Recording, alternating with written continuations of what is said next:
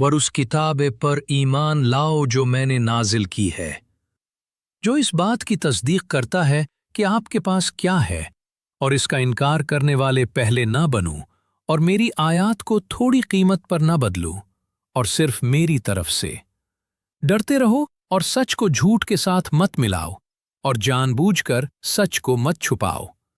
नमाज कायम करो, ज़कात दो, और झुकने वालों के साथ झुको।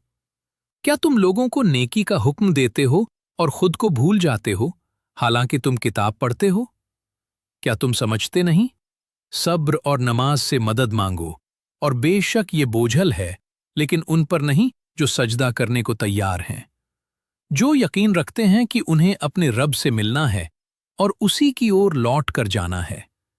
ए बनी इसराइल, मेरी उस नेमत को याद करो जो मैंने तुम पर की, और ये कि मैंने तुम्हें दुनिया वालों पर फजीलत दी है। और उस दिन से डरो जब कोई जान किसी दूसरी जान के काम न आएगी, न कोई सिफारिश कबूल होगी, न कोई बदला लिया जाएगा, और न ही उन्हें कोई मदद मिलेगी।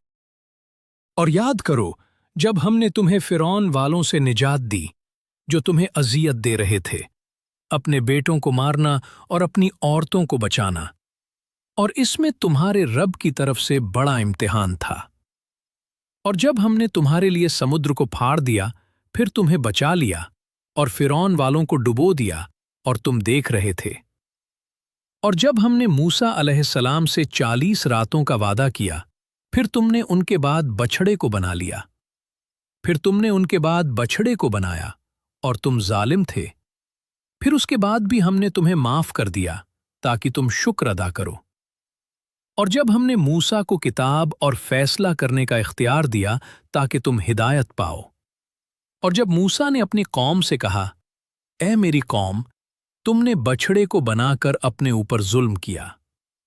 अब अपने खालिक से तौबा करो और अपने आप को कत्ल करो, यानी मुजरिमों को सजा दो।